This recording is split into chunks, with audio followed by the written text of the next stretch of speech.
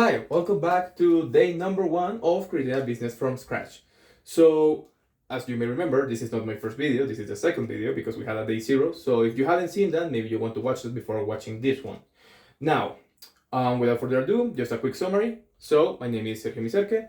I am 25 years old. I have zero money to start this project, but still I want to create my own business from scratch and hopefully teach anybody who is looking forward to do the same to actually do it and learn from my mistakes.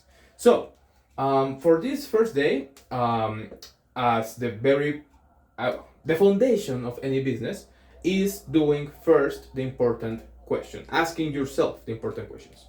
So, in order to do that, we're going to go around 4 questions that I did to myself in order to actually develop what's day 1 of progress of this whole project. So, 100 days to create a business from scratch. So, first, why starting a business? Why not just getting hired in a different place? As I said, I have a lot of time, and that's because I'm unemployed. So why creating something new and not just going back to being back in corporate? Well, first, I'm still doing interviews, so I'm still trying to qualify for a job in order to fund this project. And secondly, I come from a family of entrepreneurs. So my father, my mother, my cousins, all of them have done a kind of project, even if it failed. They've done projects around this in order to have their own business for many different reasons. So I would say it's in my bloodline just to try to create something new. So I want just to put my little teeny bit of effort there in order to actually create something for myself, maybe in order to teach into you guys, and also hopefully that it changes, even if it's a small part or just one person, that it changes and improves someone's life. So that's the whole idea behind this.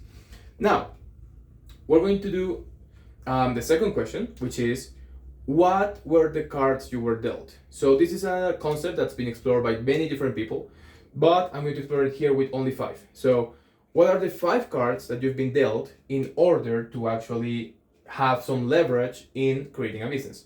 So I'm going to do my own. This is like the most important part of this whole video. So you could stop it right here and just watch the following minute, and it's going to be like the most value that you're going to get from this. So just doing this exercise. What comes natural to you that to other people takes a lot of effort?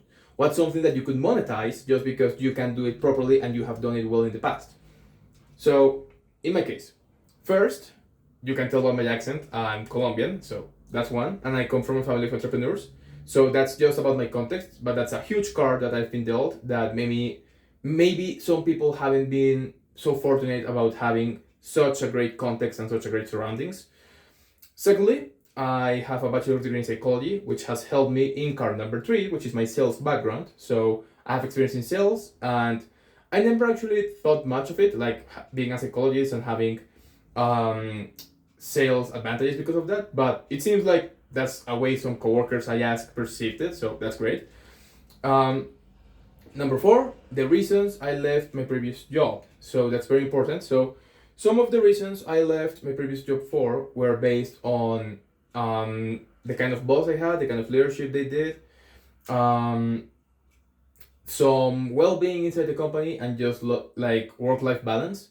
And so for that one, then is number 5, and it's that prior to this experience, I was an English teacher, and that's the best job I've ever had. So I thought to myself, what did the English teaching job had that my last sales job didn't have?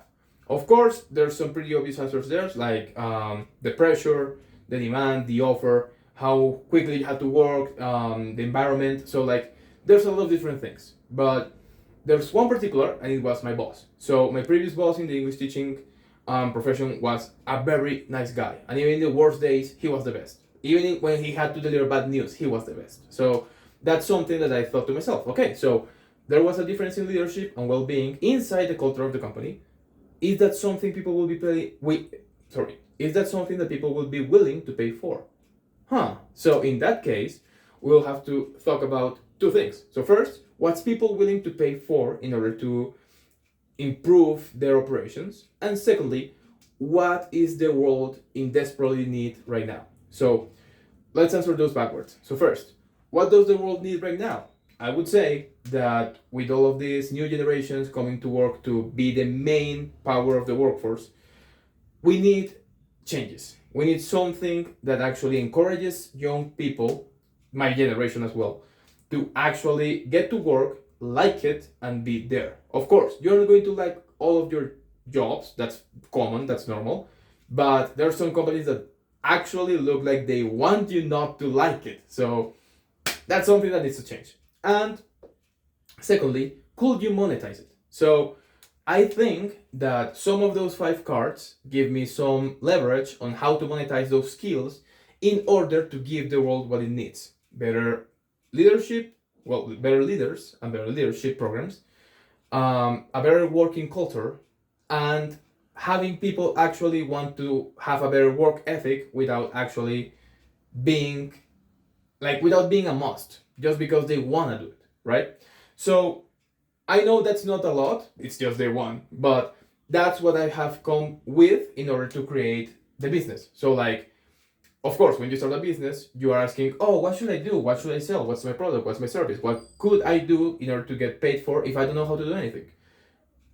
Man, just sit down, take a notebook, and write your 5 cards.